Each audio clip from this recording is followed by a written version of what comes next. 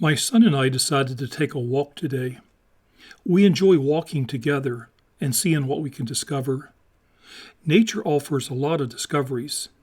Today, we visited Sugarloaf Ridge State Park in Sonoma County. Sugarloaf is about an hour's drive north of San Francisco. We used to live in the park, so going there always feels like going home. It was rather hot today, but we wanted to stretch our legs anyway, and to get our hearts beating as well. Besides, you can discover nature on hot days just as easy as you can on cold ones. Please join us as we take our walk.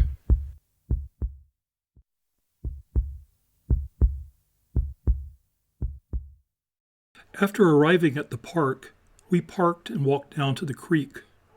This is Upper Sonoma Creek, which flows west off the mountain and down into the Valley of the Moon, and from there south through the Sonoma Valley and on into San Pablo Bay. The Sonoma Creek watershed is precious. The Sonoma Ecology Center and groups like it have worked hard to keep the creek clean and protected. Our lives and livelihoods and the lives of local wildlife depend on it.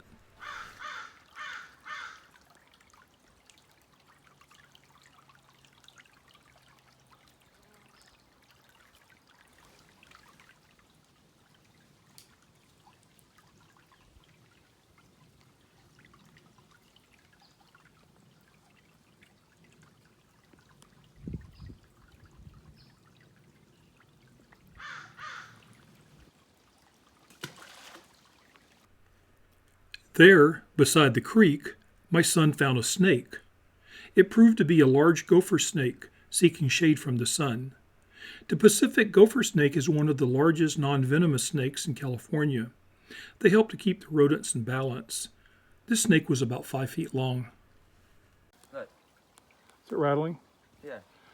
Yeah, it doesn't have a pit viper head, and it's got the markings of a gopher snake. So if we're just admiring it, I'd say, yeah, it's a gopher snake. But if you're going to pick it up, you want to be real careful. Oh, here it comes. It's coming for me now. Yeah, they will bite. They do have the ability to bite you and break skin. Seriously? Come here. Yeah, he's setting up in a position to bite if he needs to. Really? Yeah, see his head? He's not rattling. He doesn't have a rattle. I heard him rattling. Did you? But he's definitely in a defensive posture now. I don't think so. Yeah, he is.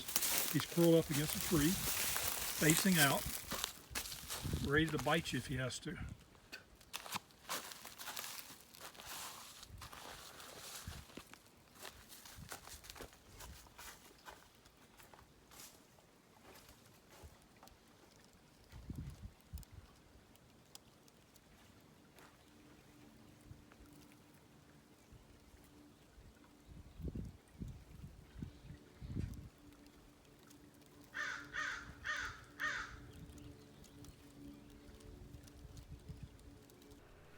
After saying goodbye to the snake, we headed up to Hillside Trail, and soon after something startled John.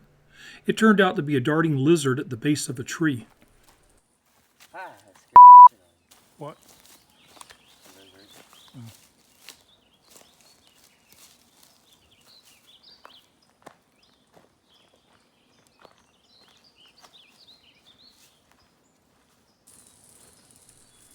Later, we came to a small meadow, and I could see something floating above it.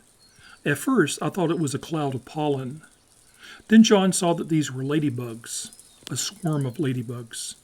There were countless thousands of them, all on wing, floating above our heads. They're literally bugs. Yeah. I didn't look to see if they were natives or exotics. They were just ladybugs to me. We came to Rattlesnake Creek and crossed over.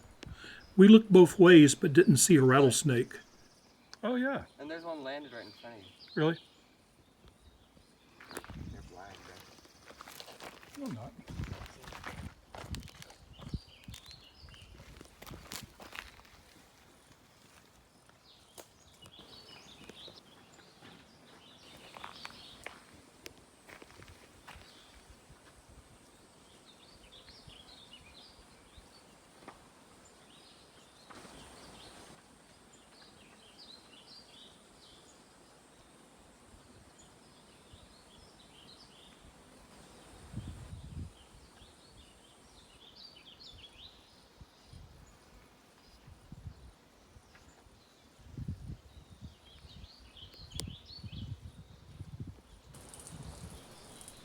The riparian zone is where the action is on a hot, almost summer day. Today the trees were filled with birds, and they were all singing. We watched for a while as the birds sang, and the wind made the trees dance. The campground was our halfway point. There were only a few campers to be seen today, but by the weekend it will be busy. Because of COVID, every campsite has its own personal portable toilet. That's made it a lot easier for campers to venture out to the park.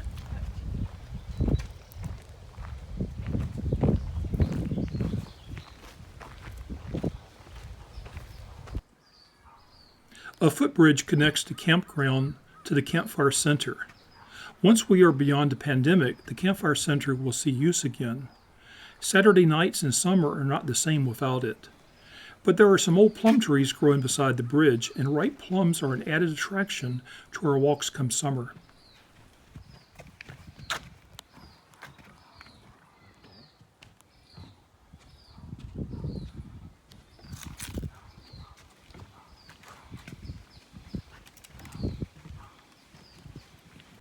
We turned east and made our return to the parking lot by way of Nature Trail. There's still a lot to discover here, like this dead tree being slowly consumed by fungus. In this instance, that's a good thing. It helps recycle the remnants of the old tree back into the web of life. Yeah, what's this white powder? It's fungus. Is that good for you? Don't put it in your mouth. What is it? Well, I just tell you it's some sort of a growth. See, the tree's dead. It's something eating it. Cool. Some sort of a fungus or mold. Or... You're right. I wouldn't. Probably wouldn't kill you. Who knows? If there's one thing worth discovering on Nature Trail, or on any trail for that matter, it's that all life is interconnected and forever mingling. Let's appreciate life while we still have time. Eventually, our time will run out, and like that old dead tree, we'll be recycled back into the web of life too. So for now, get out and take a walk and see what you can see and see what you can discover. With any luck, you'll discover yourself.